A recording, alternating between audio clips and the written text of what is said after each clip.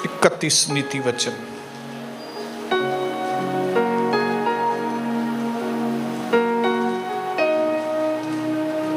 दस वचन।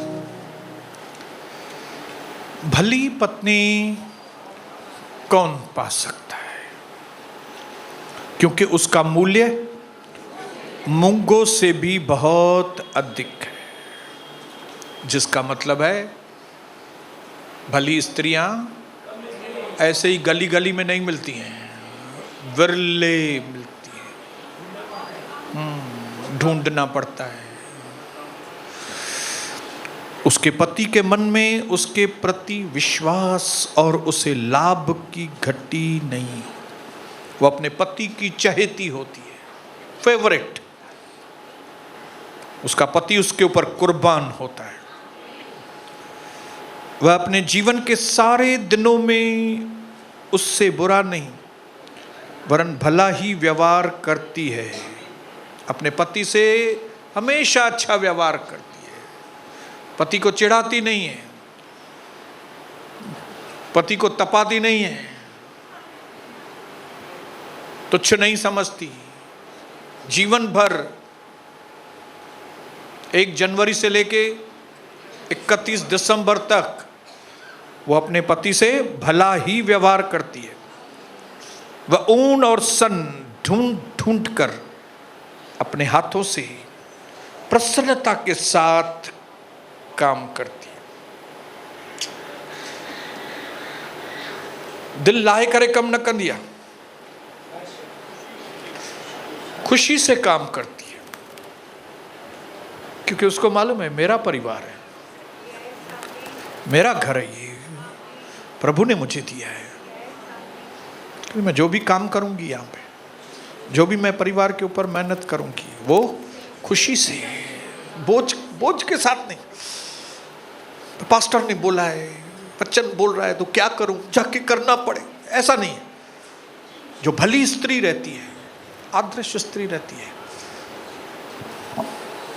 वो क्या करती है? वह अपने हाथों से प्रसन्नता के साथ, वह व्यापार के जहाजों की नाई अपनी भोजन वस्तु दूर से,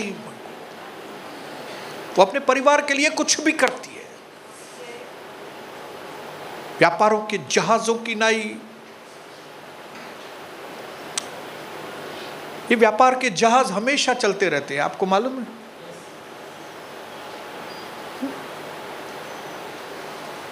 भी कोरोना का वक्त आया था, कई चीजें नहीं मिल रही थी, देश में कई चीजें नहीं होती, लेकिन देश उन चीजों को दूसरे देशों से इंपोर्ट करता है, मंगाता है दूसरे देशों से। और इसके लिए वो देश के जहाज हमेशा बाहर जाते रहते हैं, जाके सामान लेके आएंगे, जाके सामान लेके आएंगे। क्यों? क्योंकि देश की गवर्नमेंट को देश के लोगों की चिंता होती है। उनको मालूम है कई चीजें हमारे देश में नहीं है, बाहर है, और हमारा काम है बाहर की चीजों को हमारे देश के लोगों को देना। और लिखा है कि भली पत्नियां जो है वो ऐसी होती है, उसको अपने परिवार की जरूरतें समझ में आती है। इसके लिए वो हर संभव कोशिश करके, बिना रुके, बिना थके, मेरे पति को ये जरूरत है, मेरे बच्चों को ये चीज की जरूरत है, मेरे बच्चों को अच्छे क्लासेस की जरूरत है, मेरे बच्चों को कलीसिया में लेके जाना बहुत जरूरी है, मेरे पति को ये जरूरत है। कैसे भी करके वो बंदोबस्त करती है, कैपेबल रहती है। वो राती को उठ बैठती है और अपने घराने को भोजन खिलाती है और अपनी लौंडियों को अलग अलग काम देती है। वो राती को उठ बैठती है, वो 12 बजे तक सोती नहीं रहती है। जो परमेश्वर की स्त्रियां हैं वो जल्दी उठने वाली बेटियां होती हैं। हालेलुया। जो परमेश्वर का भय मानती हैं वो रात को भी एक्शन में रहती हैं। 5 बजे उठ के खड़ी हो जाएंगी, 6 बजे उठ जाएंगी, 7 बजे उठ जाएंगी। क्यों? उसको मालूम है नहीं तो मेरी प्लानिंग कैसे करूंगी? ये काम कराना है, ये काम मुझे करना है, ये काम कराना है, ये काम मुझे करना है, ये काम मददगारों से कराना है, मेरा टारगेट है। दिन के अंदर ये सब काम पूरे होने चाहिए, टाइम टेबल पूरा होना चाहिए। सुबह उठ के उसको ये काम, आज उसको ये काम दूंगी, आज उसको वो काम दूंगी, और मेरे लिए मैं ये काम करूंगी। ऐसा नहीं मैं सो जाऊंगी। कई बार प्रभु की दासी 11 से 11 बोलती है, आप लोगों के पास 11 से 11, लेकिन उसको थोड़ा मॉडिफाई करेंगे, चेंज करेंगे और बोलेंगे सुबह 6 से लेकर रात को 11 बजे तक टाइम है। कितने घंटे हो गए? 6 से 6 हो गए 12 घंटा, और 6 से 11 हो गए 5, और 12 + 5 17। आपके पास 17 घंटे हैं। तो एक बुद्धिमान स्त्री, एक आदर्श स्त्री, भली स्त्री जो इंटेलिजेंट होती है, उसको मालूम है मेरे पास 17 घंटे हैं। इन 17 घंटों में कैसे मुझे परमेश्वर के मकसद को पूरा करना है। मुझे सिर्फ अपने परिवार को खिलाना नहीं है, मुझे बहुत सारे दूसरे काम हैं। हालेलुया। मुझे बहुत सारी चीजें हैंडल करनी है। हालेलुया। जो प्रभु ने मेरे अंदर पावर दिया है उसको मैं सही इस्तेमाल करेगी, मैं जल्दी उठ के बैठ जाएगी। हालेलुया। मैं क्लॉक बना के रखेगी, और अगर क्लॉक नहीं बनता मैं परमेश्वर का भय मानेगी कि 5 बजे मेरी आंखें खुल जाएं।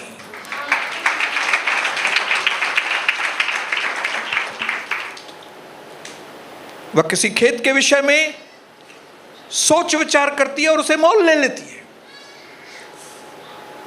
उसके बाद दिमाग है, उसको मालूम है सब चीजें मैं अपने पति से नहीं पूछूंगी। बेचारे को, मैं पति को इतना परेशान नहीं करेगी। डार्लिंग ये करूं क्या मैं? डार्लिंग ऐसा करूं क्या मैं? डार्लिंग वो करूंगा क्या? कई बार पति परेशान हो जाता है, बोलता है ये छोटे छोटे काम तो आप खुद ही करो ना, मेरे से पूछने की जरूरत नहीं है। और पत्नी को मालूम है, आदर्श स्त्री को, कि सब बातें मैं पति से पूछ के नहीं, क्योंकि मेरे पास कॉमन सेंस है, मेरे पास दिमाग है, मेरे पास सामान्य ज्ञान है। भले मैं मददगार के रूप में है, लेकिन जरूरी ये थोड़ी है कि भाई मददगार है, मददगार मतलब दिमाग कम है। नहीं, मददगार मतलब दिमाग ज्यादा है।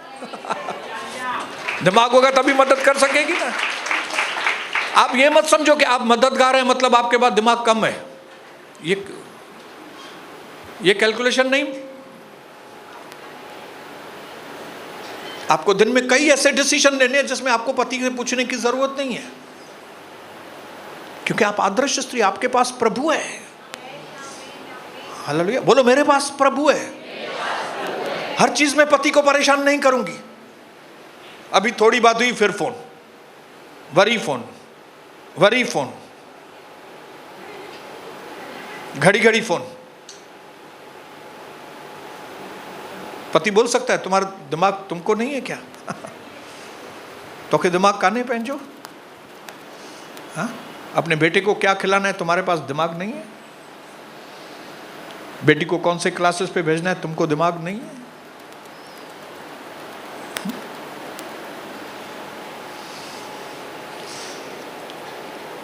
वह अपनी कटी को बल के फेटे से कसती है और अपनी बाहों को दृढ़ बनाती है।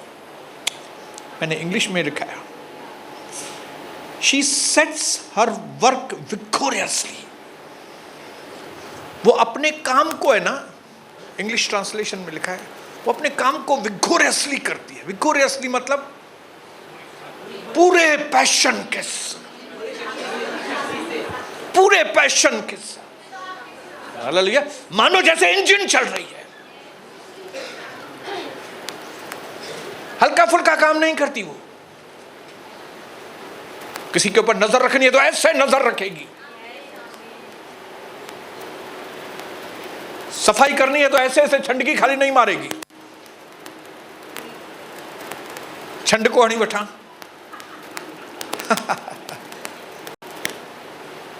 कोई भी काम ऐसे ही हल्के फुल्के से नहीं करेगी, जो भी काम करेगी पूरे जोश के साथ। हालेलुया। जब खाना भी बनाएगी तो ये अंदर उसके दिमाग में होगा, मेरे बच्चे और मेरा पति ये खाना खा के खुश होने चाहिए, मैं जान लगाएगी इस खाना बनाने।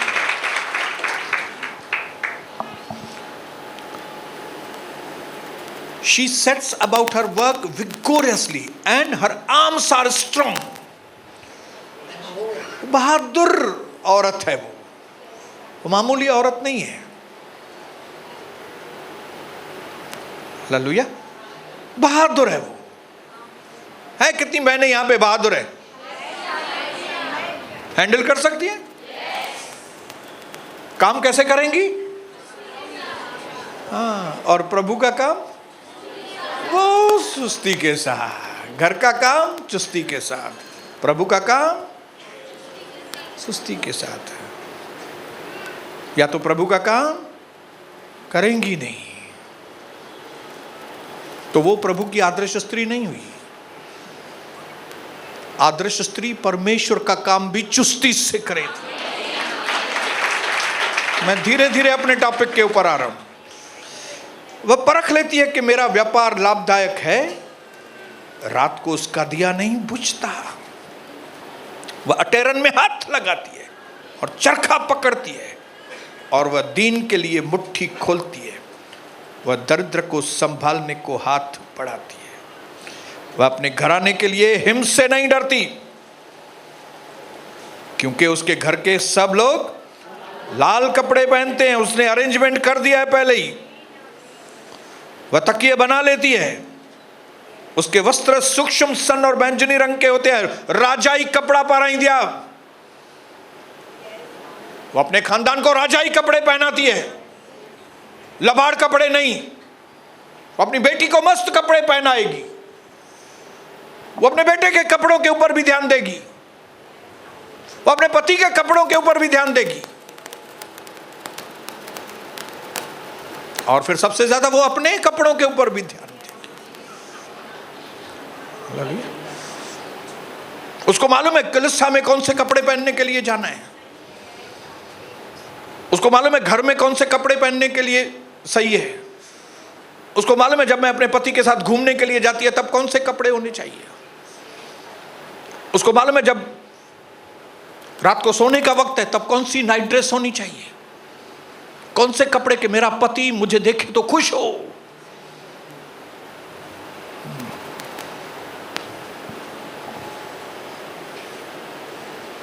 जब उसका पति सभा में देश के पुरनियों के संग बैठता है तब उसका सम्मान होता है। वह सन के वस्त्र बनाकर बेचती है और व्यापार को कमरबंद देती है। वह बल और प्रताप का पहरावा पहने रहती है और आने वाले काल के विषय में हंसती है, क्योंकि वो प्लानर है, क्योंकि वो योजनाएं बनाती है। उसको परमेश्वर के चरणों में मालूम पड़ता है आने वाले समय में क्या होगा, तो वो सेविंग प्रेयर्स करती है। वो आने वाले समय के लिए पहले ही प्रार्थना में लगी रहती है। वो परमेश्वर के चरणों में बैठ के आने वाले समय में अपने पति के लिए, अपने बच्चों के लिए मांगती रहती है। और उसको कॉन्फिडेंस हो जाता है, अपने अंदर विश्वास होता है कि आने वाले समय में समय कितना भी खराब होगा लोगों का, लेकिन हमारा परिवार हमेशा उन्नति करेगा।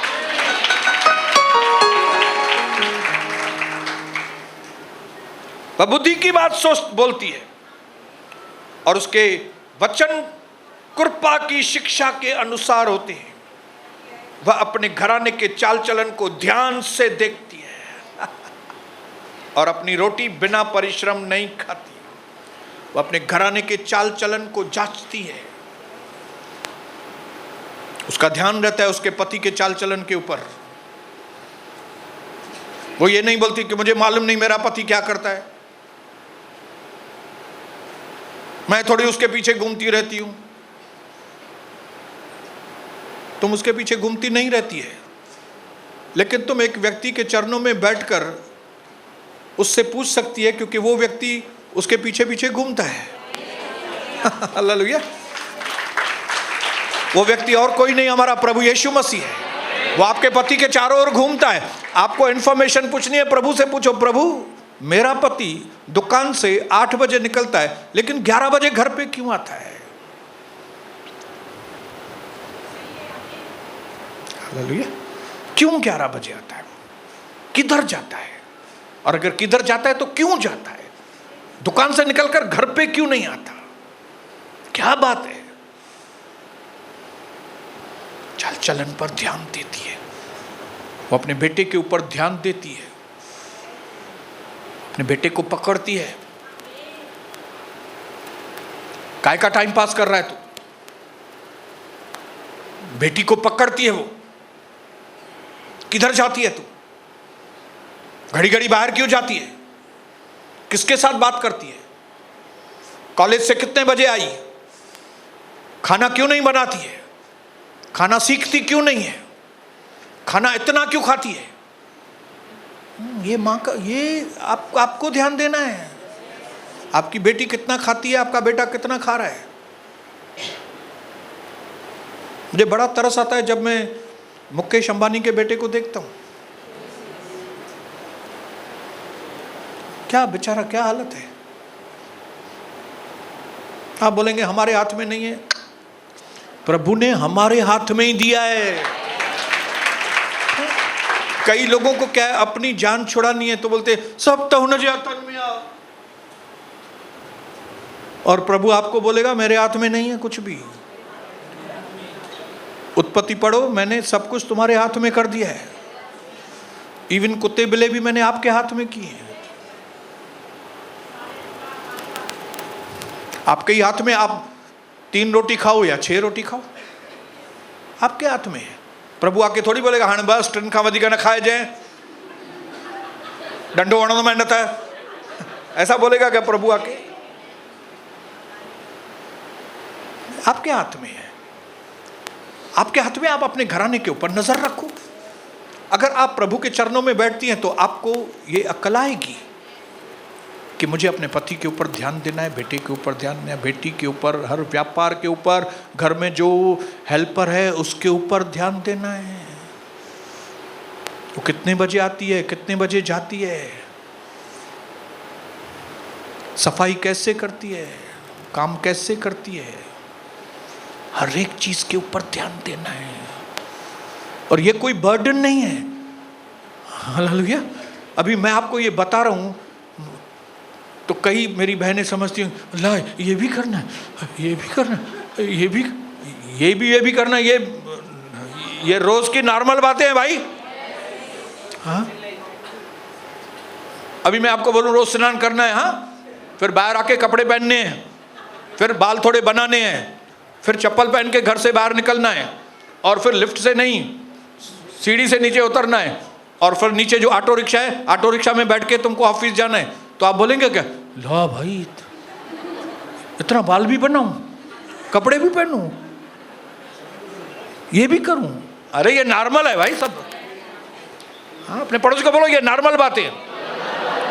पति के ऊपर ध्यान देना, पत्नी के ऊपर ध्यान देना, बच्चे के ऊपर ध्यान, ये नॉर्मल बात है। ये आदर्श स्त्री का रिस्पॉन्सिबिलिटी है भाई।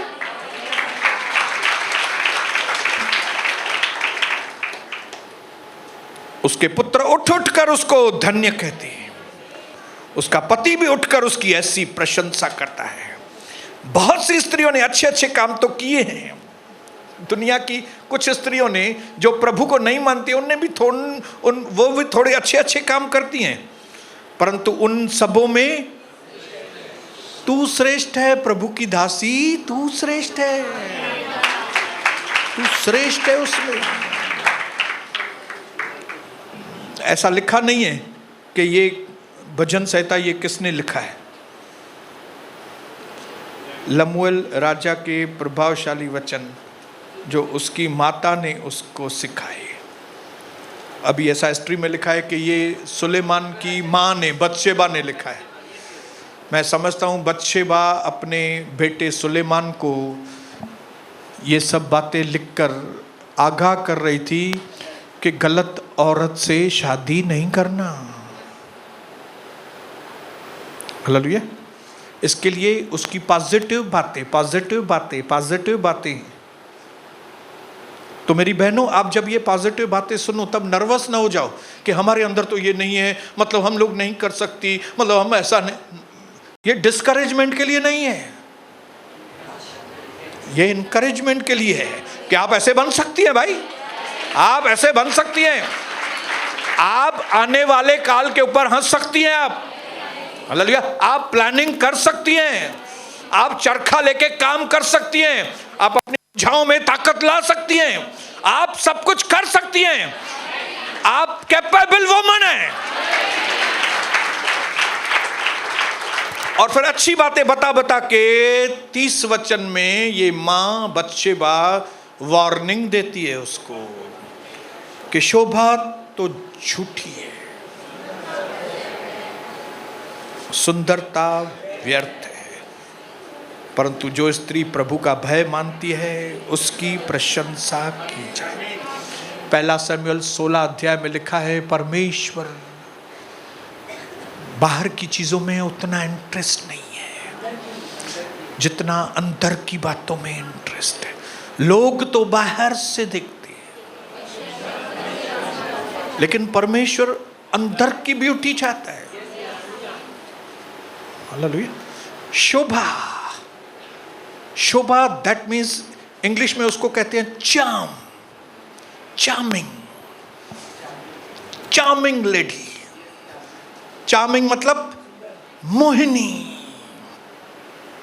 मोहिनी मतलब मोह लेने वाला, मोहती है, जिसको बोलते हैं आप चालबाज, धूर्त।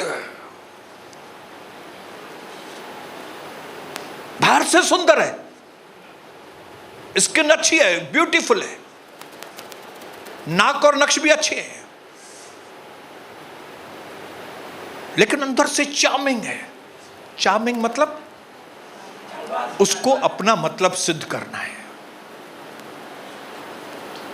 दो तरह की खूबसूरती होती है, एक बाहर की खूबसूरती, एक अंदर की खूबसूरती। एक बहन अगर खाली बाहर से खूबसूरत है लेकिन अंदर से चालाक है, बुद्धिमान नहीं, चालाक। शैतान जो है बुद्धिमान नहीं है, शैतान चालाक है, धूर्त है। वो शैतान को क्या है, अपना मतलब सिद्ध करना है। अपना मतलब सिद्ध करने के लिए वो चार्म करता है, चार्म मतलब अट्रैक्ट करता है, जाल बिछाता है, अट्रैक्ट। एक चार्मिंग वुमन, एक मोहिनी जिसको बोलते हैं ना, मोहिनी, एक मोहिनी किसी की बेइज्जती भी करेगी ना तो वो आदमी को बेइज्जती नहीं लगती। क्यों?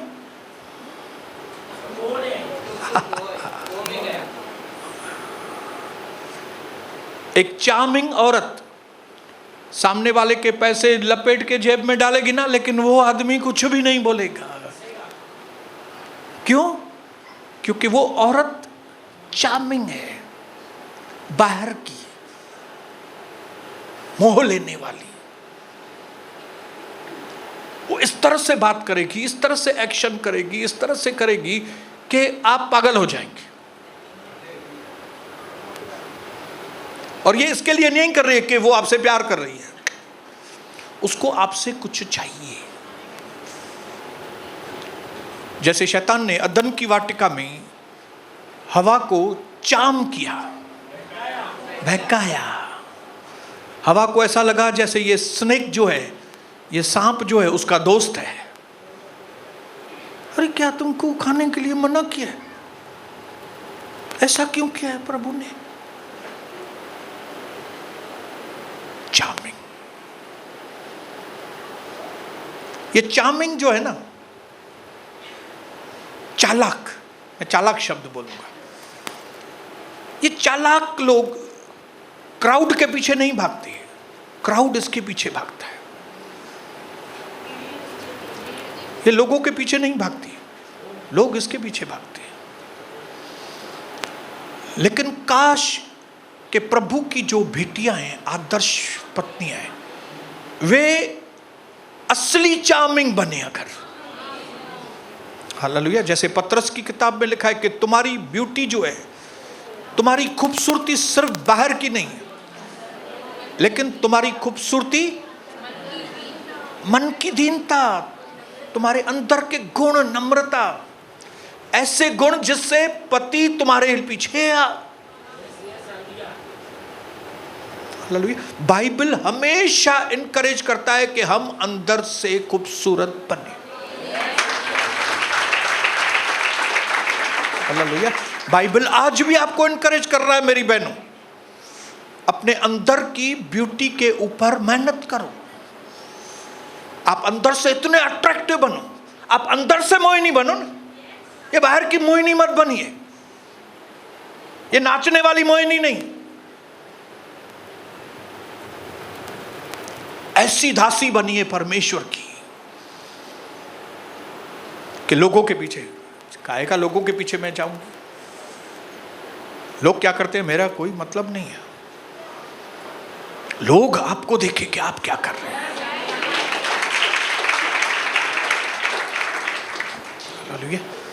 मैं हमेशा परमेश्वर को धन्यवाद करता हूं। मैंने अपने जीवन में बहुत सारी बहनों को देखा है, इंडिया में, फॉरेन में। कई बहनों के अंदर मैंने बहुत सारे फर्क देखे, लेकिन मैं डिस्क्राइब हमेशा अपनी पत्नी के लिए करता हूं, क्योंकि अगर वो नहीं बदली होती ना तो मैं आज यहां पे नहीं होता था। अगर वो आदर्श स्त्री नहीं बनी होती तो मैं यहां पे सिर्फ आपको ज्ञान नहीं बता सकता हूं। मुझे प्रभु ने इसके लिए नहीं चुना कि मैं आपको खाली बाइबल पढ़ के सुनाऊं। बाइबल तो आप खुद भी पढ़ सकते हो घर में जाके, ऑनलाइन चालू करो, बाइबल के सब ट्रांसलेशन आपके पास आएंगे। मुझे प्रभु ने यहां पे आपको बाइबल पढ़ाने के लिए नहीं, बाइबल सिखाने के लिए नहीं, प्रैक्टिकल बाइबल बताने के लिए मुझे प्रभु ने चुना। प्रैक्टिकल, मेरी पत्नी आगे आएंगी। प्रैक्टिकल बोलिए, प्रैक्टिकल। मेरी पत्नी जो बोलती है, मेरी पत्नी जो करती है, जब मैं इसके साथ मैच करता हूं तो मेरे मन को सुकून आता है, सुकून आता है। जब ये लॉकडाउन के पीरियड में हम सब घर में बैठे थे, हमारा बिजनेस जीरो था, सबको याद है? हालेलुया। तब अगर किसी ने मुझे इनकरेज किया था कि ऐसा कुछ भी खराब होने वाला नहीं है, हमारे लिए बहुत अच्छा होने वाला है, या तो जब मैं अपने जो बिजनेस था मैं उधार पे करता था, तब कोई और नहीं था जो मेरे से इतना आत्मविश्वास के साथ बात करे कि डार्लिंग आप देखना, आपका पूरा धंधा कैश पे आगे चल के। हालेलुया। ये किसने मुझे बताया? कविता ने। और उसके ये शब्द कहां से मिले थे? प्रभु के साथ। ये कॉन्फिडेंस, ये जो आत्मविश्वास के शब्द, इसको कहां से मिलते हैं? प्रभु के चरणों में। आमीन। सो आपको अगर सबसे पावरफुल आउटफिट पहनना है ना, अगर आउटफिट पहनना है, आउटफिट को क्या बोले? ड्रेस। आपको अगर सबसे पावरफुल ड्रेस पहनना है ना, तो उसका नाम है सेल्फ कॉन्फिडेंस। आप जब कभी निकलो, घर में बैठो, किधर भी जाओ, सेल्फ कॉन्फिडेंस, आत्मविश्वास। जब आप बात करो विश्वास के साथ, आप पति से बात करो विश्वास के साथ, बेटे से बात करो विश्वास के साथ। अब भी जब भी हम नए भवन के लेने के चक्कर में हैं, नए भवन को ढूंढ रहे हैं बैठ के, ये है सेल्फ कॉन्फिडेंस से बोलती है, हमें बहुत ही बेस्ट से बेस्ट भवन मिलेगा डार्लिंग, और ऐसा भवन जो हमने कभी देखा नहीं, वैसा भवन। हम ब्रांड में जाएंगे। ये कौन? ये 10वीं भी पास नहीं है, 10वीं भी पास नहीं है, लेकिन इसकी आउटफिट कौन सी है? सेल्फ प्रभु के चरणों में आत्मविश्वास। क्या आपके पास आत्मविश्वास है? नहीं है तो क्रिएट करो आत्मविश्वास। कैसे बनाओ? प्रभु के साथ बैठो, प्रभु के चरणों में बैठो, उसको बोलो जैसे कविता बात करती है मैं वैसे बात करेगी। हालेलुया। कई बार इसकी बातें सुन के मेरा सर चकरा जाता है। पहले मैं इसको पागल समझता था, भाई ये कुछ भी बोलती है, लेकिन अभी मैंने देखा है कि वो बातें जब पूरी होती है तो अभी मेरी जबान बंद हो गई है। अभी मैं सोचता हूं मुंह से निकाले कुछ तो मैं जल्दी उसके ऊपर विश्वास करूं। कविता बोलती है आई एम नॉट रूड, मैं चिड़चिड़ी नहीं हूं। I just say what others don't have guts to say. कई बार हम समझते हैं कि ये रूड है बात करने में। रूड मतलब नहीं, रूड मतलब हाँ ये अकड़ू है, अकड़ू कुछ भी बात करती है मेरे से, ऐसा बात करना चाहिए क्या इसको। लेकिन कविता बोलती है ये मेरा अकड़ूपन नहीं है, मैं जो बात करती हूं वो बात करती हूं जो दूसरे बात नहीं कर पाते, जो दूसरों में हिम्मत नहीं है बात करने की, वो मेरे में हिम्मत है बात करने की। मैं आपको थोड़ी गालियां दे रही हूं। कभी किसको गालियां दी है क्या? उसने गंदे शब्द बोले हैं क्या? ये रूड नहीं बात करती, ये जो दूसरे आपसे बात नहीं कर पाते, सच्चाई, सच बात करने के लिए हिम्मत चाहिए। हालेलुया। क्योंकि हिम्मत नहीं है सच बोलने की, इसके लिए घुमा के बोलती है बात के। लेकिन एक आदर्श स्त्री का गुण होता है वो सच्चाई से बात करती है, उसके बात करने में विस्डम होता है। अभी हमने पढ़ा ना, उसके बात करने में वो धूर्तता से बात नहीं करती, वो चालाकी से बात नहीं करती, वो बुद्धिमानी से बात। अभी एस्तर के बारे में हमने देखा कैसे उसने बुद्धिमानी से बात की। हालेलुया। उसने कैसे बात को प्रेजेंटेशन किया, उसने प्रस्तुत कैसे किया अपने पति के आगे बात। ये विजडम है भाई, ये बुद्धिमानी है। कोई माने या न माने, कोई बोलेगा अपनी पत्नी को चढ़ा रहे हो तो नहीं सुनो तुम, बोले मैं अपने पत्नी को नहीं चढ़ा रहा हूं, मैं इसके प्रभु को चढ़ा रहा हूं। हालेलुया। इसके टू द पॉइंट बात करने की वजह से, yes to yes, no to no बात करने की वजह से काम होते हैं। जिनको इनके साथ अनुभव हुआ है वे जानती हैं बहनें कि इनके बात करने से उनके जीवन में कितने बड़े काम हुए। लेकिन अगर ये चालाक होती, चालाकी से बात करी, आपको मोह ले और आपको अंडर रखे अपने, तो ये खुद भी बर्बाद हो जाएगी, मैं भी बर्बाद हो जाऊंगा।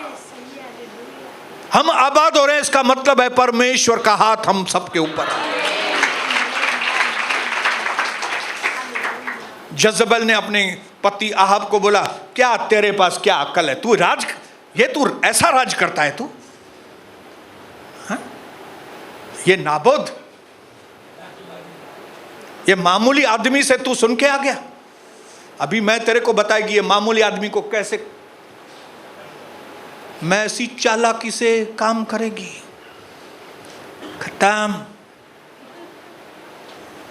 तेरे को क्या आहाब राजा है कि क्या है तू? घर में जाके पढ़ना, एक राजा दो राजा में। हाँ?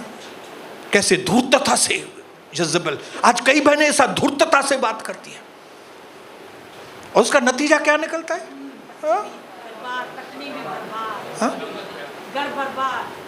पति भी मर गया, आहाब, जज़बेल भी मर गई, और खाली मरी नहीं, ऊपर से उसको किसी ने फेंक दिया नीचे, नीचे घोड़े ने उसको रौंद दिया और फिर कुत्तों ने उसके।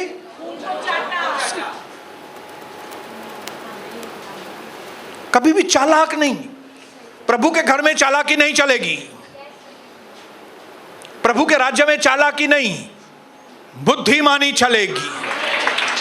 जैसे एस्तर ने बुद्धिमानी बताई, एस्तर ने प्लानिंग की अच्छी तरह से, उपवास और प्रार्थना की, प्रभु से तरीका पूछा, मैं कैसे प्रेजेंटेशन करूं, मैं कैसे राजा के सामने कैसे अपीलिंग, अपने आप को कैसे जाहिर करूं, राजा अपने पति के सामने कैसे जाऊं कि मेरा पति मेरी बात माने, जिससे क्या हो, मैं भी बच जाऊं, मेरी जाति भी बच जाए। और क्या हुआ, वो भी बच गई, उसकी जाति भी बच गई, उसके चाचा को प्रमोशन भी मिला और उसको बहुत हॉनर मिला। सब बड़ी। तो चालाक बनना चाहिए कि बुद्धिमान बनना चाहिए? तो अगर ये डायरेक्ट बात करती है आपको, तो आप इसको क्या बोलेंगे? रूड बात करती है। फोन कट कर देंगी आप इसका। कट करो, आपका नुकसान है, हमारे पास भी इतना टाइम थोड़ी है। हालेलुया, बोलो हालेलुया। कविता कहती है, I don't have time for drama. Kavita बोलती है, मुझे ड्रामा करने के लिए टाइम नहीं है, इसके लिए मैं टू द पॉइंट बात करती हूं। प्रार्थना किया है? तुम्हारे ऊपर तकलीफ आया, प्रार्थना किया है? तुम्हारे घर में ये समस्या है, प्रार्थना की है कि नहीं? अच्छा की है। उपवास किया है क्योंकि प्रॉब्लम बड़ा है? तो अगर ये आपसे पूछ रही है प्रार्थना की है, उपवास किया है और प्रार्थना के बाद आपका व्यवहार आपने ठीक किया है,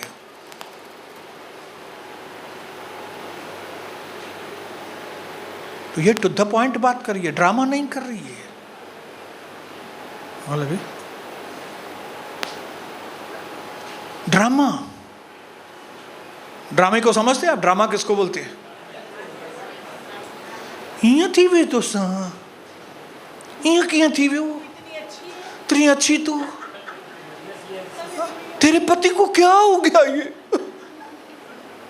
मैं पूरी कलीसिया को बोलेगी हम उपवास प्रार्थना करेंगे, ऐते चाहती भी नहीं। क्यों? क्योंकि ड्रामा चालू है। ड्रामा मैं चिटकी बनाएगी और चिटकी डाल देगी उसमें, जैसे कलीसियाओं में ड्रामा होता है, चिटकी बनाओ डाल दो और फिर लगाओ काम पे। हाँ, जिनको काम धंधा नहीं है वो आए और चिटकियों से प्रार्थना करें। जैसे अविश्वासी लोग ईंटें उठवाते हैं, रेती की तगारियां उठाएंगे, ये उठाएंगे, हमारे मसीह जिंदगी में चिटकियां देते हैं, वे कर वही प्रार्थना और रखो न के पुटुलिया में न जो इसके एग्जाम चल रहे, ओ फर्स्ट क्लास है इसका, फर्स्ट क्लास है इसका, खड़ो ईंट लो रेती लो, सब करो बैठ के, ड्रामा करो।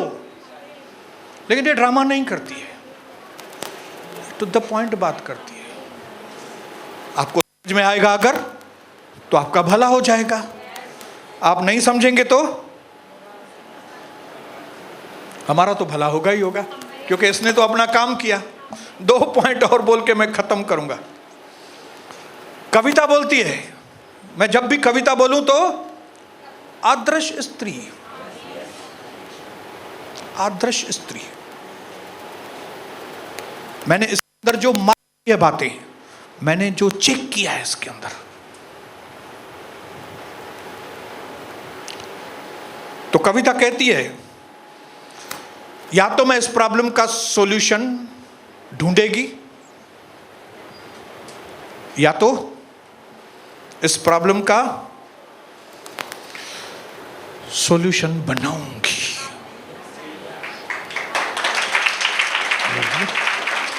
बनाऊंगी मैं। कई चीजें ऐसी हमारे जीवन में घटी जिसमें मैंने अपनी पत्नी का लोहा मान लिया। रास्ता नहीं दिखता था, ढूंढते थे लेकिन रास्ता नहीं मिलता था। उसने बोला मैं अभी रास्ता बनाऊंगी, मैं मध्यस्थी की प्रार्थना चालू करूंगी। मध्यस्थी की प्रार्थना में शुरू होना मतलब रास्ता बनाना। बोलो रास्ता बनाना, ढूंढना नहीं। जब आप मध्यस्थी की प्रार्थना करते हैं ना, तो आप रास्ता बनाते हैं। ये कलीसिया के लिए कोई मार्ग नहीं दिखता था। हमको लगता था कलीसिया बंद करें, निंदाएं, डिवीजन, ये प्रॉब्लम, वो प्रॉब्लम। एक सॉल्यूशन ढूंढना चाहते थे तो 3 प्रॉब्लम और आते थे, फिर एक प्रॉब्लम को सॉल्व करते थे तो 4 प्रॉब्लम और आते थे। समझ में नहीं आता था कि कैसे क्या करें। लेकिन मध्यस्थी की प्रार्थना कहाँ से शुरुआत हुई? प्रभु की दासी से। मैं भी नहीं जाता था इसके साथ, ये अकेली जाती थी पुराने भवन में। 35 बहन थोड़े समय के बाद उसके साथ ज्वाइन हुई, लेकिन फिर एक ही झटके में 35 बहन ही वापस चली गई, फिर वापस अकेली। लेकिन डट के खड़ी रही, डट के खड़ी रही। निरंतर मध्यस्थी की प्रार्थना, निरंतर सुधार की प्रार्थना, निरंतर खून में बांधने की प्रार्थना, निरंतर दुश्मनों को लहू में बांधने की प्रार्थना। निरंतर करने की वजह से क्या हो गया? रास्ता बन गया हमारे लिए।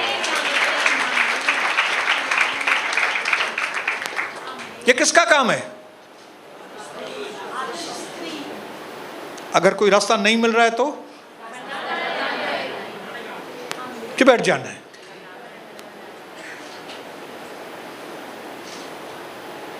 समाज को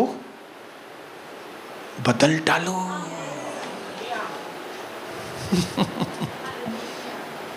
समाज को बदल डालो।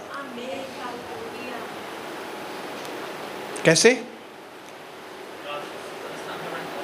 मध्यस्थी की प्रार्थना, सुधार की प्रार्थना, सामर्थ्य से भरी हुई प्रार्थना, आग और पवित्र आत्मा से भरी हुई प्रार्थना, बुद्धि, ज्ञान और समझ और सिस्टम से भरी हुई प्रार्थना, बहुत बड़ी रिजल्ट्स लाने वाली प्रार्थना, बहुत बड़ी जागृति लाने वाली प्रार्थना, आर्थिक क्विक लाने वाली प्रार्थनाओं से शुरू करो।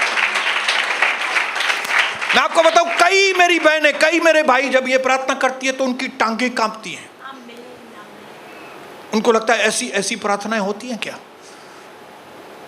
लेकिन उनको मालूम नहीं कि क्योंकि ऐसी प्रार्थनाएं प्रभु की दासी ने की है, तभी आज हम दुनिया में सबसे ज्यादा सुखी मसीह लोग हैं। सुखी मसीह लोग, जिनको किसी की भी परवाह नहीं है।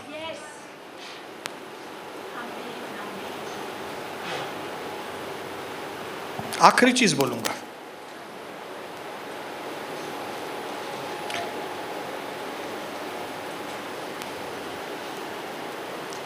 एक इतनी हाई क्लास की औरत बनी है, का क्लास इतना हाई हो, लेकिन आपके सर पे हमेशा चुन्नी हो। इसका मतलब क्या है? इसका मतलब है, आप देखिए, जो औरतें, जो बहन हाई स्टैंडर्ड्स रखती हैं, ऊंचा पद रखती हैं, वे कानून वाली औरतें रहती हैं। वो घमंडी नहीं है। अगर हम सबसे बात नहीं करते ऐसा, तो उसका मतलब ये नहीं कि हम घमंडी हैं। हमने अपने दर्जे सेट किए हैं, स्टैंडर्ड सेट किए हैं। लेकिन अगर नम्रता की बात बोलेंगे तो हम प्रभु के आगे झुककर काम करते हैं। कोई भी चीज उससे बिना पूछे। कुछ बार चूकते होंगे, वो बात अलग है। हम मनुष्य हैं, चूकते होंगे। ये मुझे न्याणी चूक जानी होंगी किथे केडी मल। लेकिन इसकी जो नीयत है वो ये है कि मैं हाई क्लास की औरत बनूं, मैं क्लासी बनूं, क्लासी। मेरा बात करना क्लासी हो, मेरा उठना बैठना क्लासी हो। सब पराया मर्द ऐसे वैसे मेरे से बात ही नहीं करे, ऐसे वैसे किसी को भी वैल्यू नहीं। लेकिन एक दायरे के अंदर। तो ये कपड़े देखिए, कपड़ा रिसोर्स छाप आया या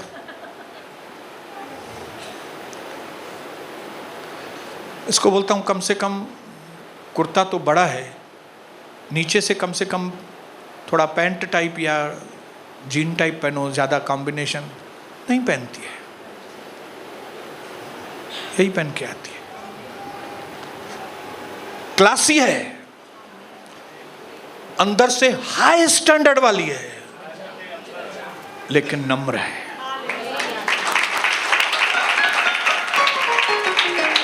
बातें बहुत सारी बोली हैं, लेकिन यहां पे मैं बंद करूंगा, क्योंकि मुझे एक चीज मालूम है,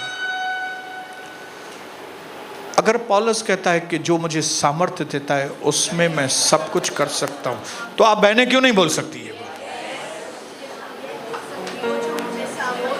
अगर पौलुस प्रभु की वजह से कैपेबल है, तो आप भी तो प्रभु की वजह से कैपेबल है ना भाई। आप भी पहले परमेश्वर की चहेती, फिर अपने पति की चहेती, फिर अपने बच्चों की चहेती, फिर अपनी कलीसिया की चहेती बन सकती हैं। और प्रभु आपको आशीष करे। ये इनकरेजिंग मैसेज है, ये उत्साहित करने का मैसेज है कि इस क्षण से ही आप अपने जीवन में बदलाव ला सकती हैं, ताकि दुनिया में और किधर उनको आदर्श स्त्रियां मिले ना मिले, लेकिन प्रभु का दर्शन में उनको जरूर आदर्श स्त्रियां मिले, यीशु मसीह के नाम से आमीन। जैसी शुरू की प्रभु के घर में, तो कई लोग मेरे को बोलते थे ये पिटने वाली प्रार्थना करती है। मैंने बोला तुम नहीं करो, और आज वो घरे, वो आज परिवार बर्बाद है। पर मैं प्रभु को धन्यवाद करती हूँ, जैसे दाऊद ने अपने दुश्मनों के लिए विनतियाँ की, और लिखा है बाइबल में कि आखिर परमेश्वर ने उनकी प्रार्थनाओं का जवाब दिया और दाऊद का कोई भी दुश्मन बाकी नहीं रहा। तो मैं प्रभु को धन्यवाद करती हूँ, सारा मैं आदर प्रभु को देती हूँ, और आज भी ये कहती हूँ मैं तो प्रभु को बहुत कुछ देने वाली हूँ, बहुत कुछ देने वाली हूँ। कल एक बहन ने मुझे फ़ोन किया, बोला मेरे घर में ऐसा ऐसा ऐसा है। मैंने बोला सिस्टर आप चाहते तो आपके सारे घर को आप बदल सकते हो, आपका बेटा, आपका बहू, आपका पति, आपके पड़ोसी, क्योंकि प्रभु ने हमें प्रभु का दर्शन में रखा है, एक सामर्थी कलीसिया में रखा है, एक सच्ची कलीसिया में रखा है, जहाँ पे हम आपको बताते हैं कि हम प्रार्थना करने बैठते हैं और जवाब आ जाता है हजारों बार। यह एक और बात है कि हाँ, आपकी नियति नहीं है कि वो प्रार्थनाएं करें, आपके मन से वो शब्द निकले, आपके मुंह से वो शब्द निकले, हम नहीं, तो फिर प्रार्थनाओं का जवाब नहीं आएगा। पर जब अपने लिए, अपने दास के लिए ऐसे ऐसे पवित्र आत्मा शब्द देता है, मेरे बेटे बेटी के लिए, क्योंकि मुझे मालूम पड़ गया है कि प्रार्थना में जो पवित्र आत्मा शब्द देगा वो मारने के लिए नहीं है, वो बचाने के लिए है। इसके लिए बहनों उठो, आज जो आप भुगत रहे हो, जो तकलीफ़ों में चल रहे हो, जो आप सहन कर रहे हो, वो आपकी गलती की वजह से, आपके पाप की वजह से, परंतु आज प्रभु आपसे बात कर रहा है। उठो, मन फिराओ, प्रभु के चरणों में बैठो, अपने जीवन को समर्पित करो, यहाँ वहाँ ध्यान भटकाओ नहीं। बोलो मैं तो प्रभु में कुछ करूँगी, मैं अपने परिवार को बदल दूँगी, मैं अपनी जाति के लिए बचाने का कारण बनूँगी, यीशु प्रभु के नाम में।